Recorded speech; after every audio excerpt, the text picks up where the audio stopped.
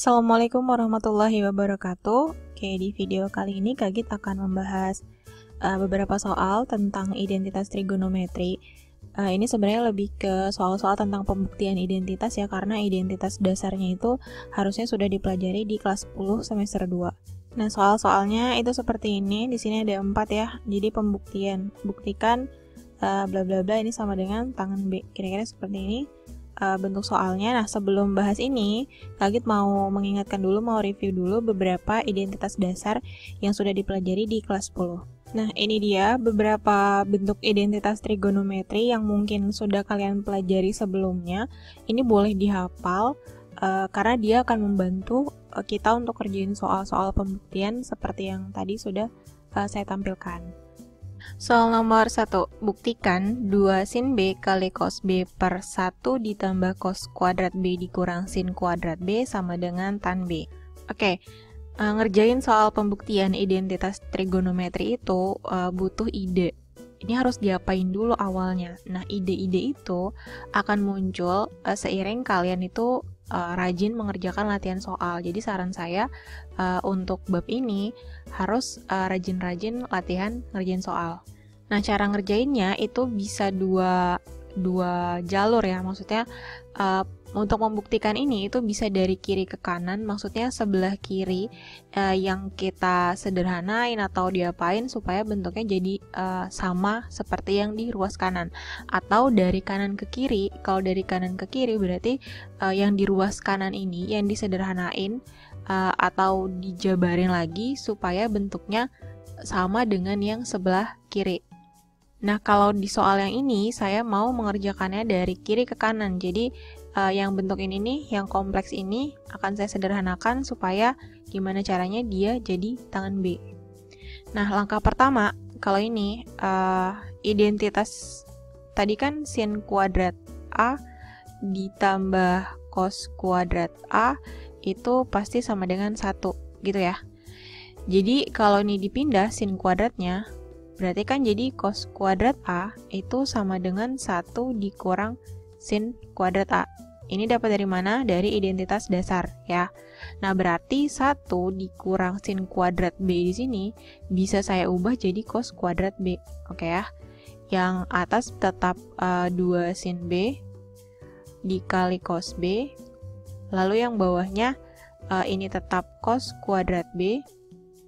Gitu. Nah, 1 dikurang sin kuadrat B itu adalah cos kuadrat B. Gitu kan.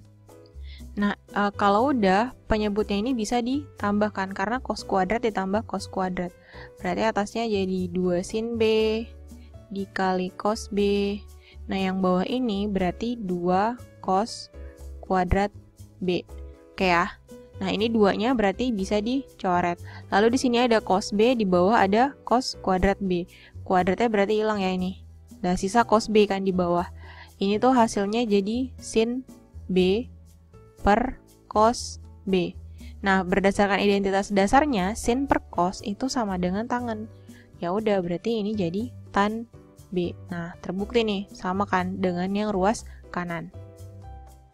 Soal nomor 2, buktikan 1 plus sin A per 1 kurang sin A sama dengan sekan A tambah tan A kuadrat. Di soal yang kedua ini, saya akan mengerjakannya dari kanan ke kiri. Jadi sebelah kanan ini ruas kanan yang akan saya aljabarkan supaya bentuknya jadi sama seperti ruas kiri. Oke, pertama sekan A ditambah tan A kuadrat. Ini jadinya sekan kuadrat A ditambah 2 sekan A, tangan A, ya kan, ditambah tangan kuadrat A. Terus sekan itu adalah seperkos ya, berarti ini 1 per cos kuadrat A ditambah, di sini ada sekan, berarti 2 kali 1 per cos A.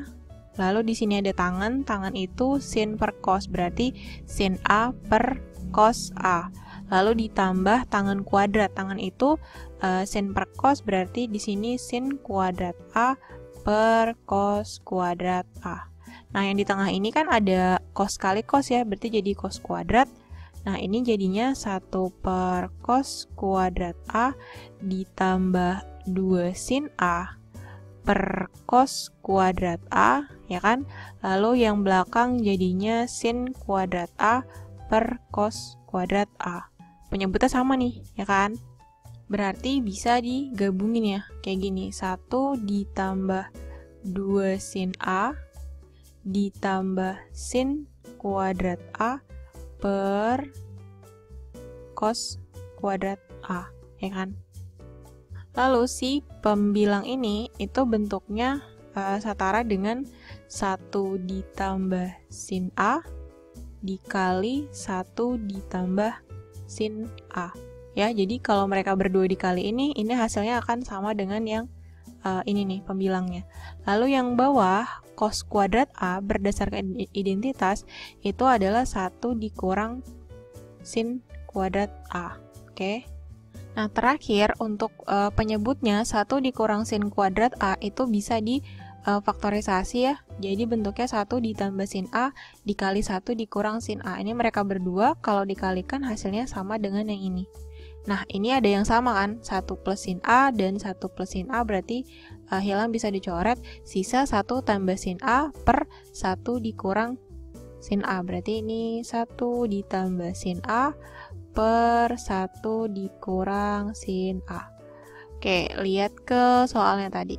Sama kan ya bentuknya? Berarti terbukti.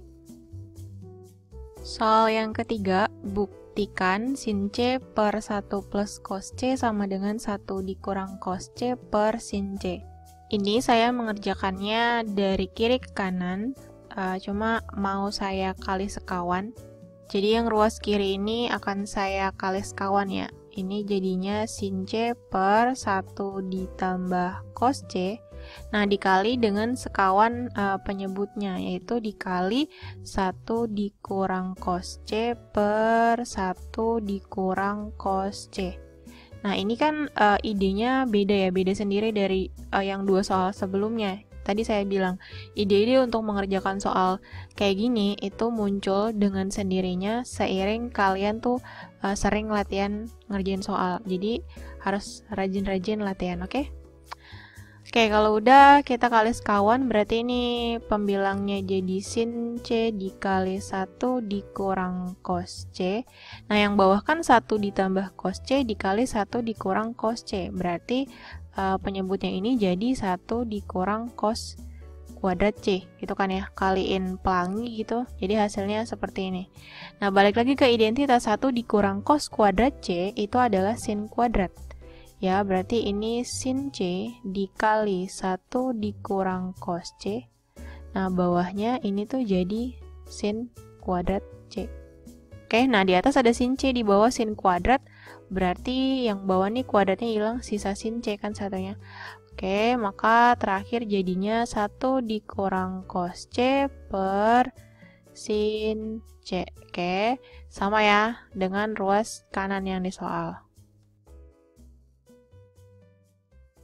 Soal yang keempat, buktikan cos kuadrat A dikurang sin kuadrat A per 1 ditambah 2 sin A cos A sama dengan 1 dikurang tan A per 1 tambah tan A. Jadi, ini akan saya kerjakan dari kanan ke kiri, berarti ruas kanan yang akan saya jabarkan supaya hasilnya sama dengan ruas kiri ya. Oke, tangan itu adalah sin per cos, ya kan? Berarti yang atas tuh jadi 1 dikurang sin A per cos A, lalu bawahnya jadi 1 ditambah sin A per cos A. Oke ya. Lalu yang si satu ini saya ubah jadi cos A per cos A. Kenapa? Karena di sini penyebutnya adalah cos A. Yang bawah sama juga ya. Oke, naik ke sini.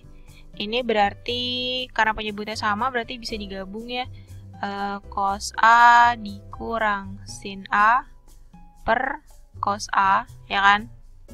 Lalu per lagi bawahnya cos A, lalu ditambah sin A, per lagi bawahnya adalah cos A. Oke, terus dibalik. Nah, ini jadinya cos A dikurang sin A per cos A, gitu kan?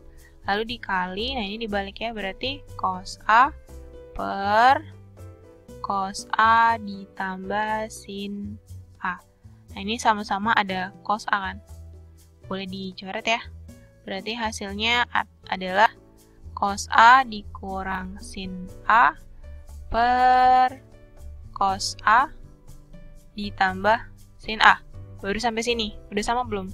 Belum sama. Terus gimana kalau belum sama? Ya udah, ini masih bisa kita lanjutin. Caranya itu adalah dikali sekawan. Berhubung ini tetap min tandanya, dia supaya dipertahankan tetap min, berarti dikali sekawan dengan atasnya kan.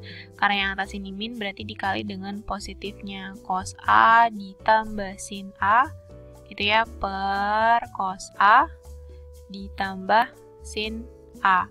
Terus dikaliin tuh. Nah, kali pelangi gitu ya.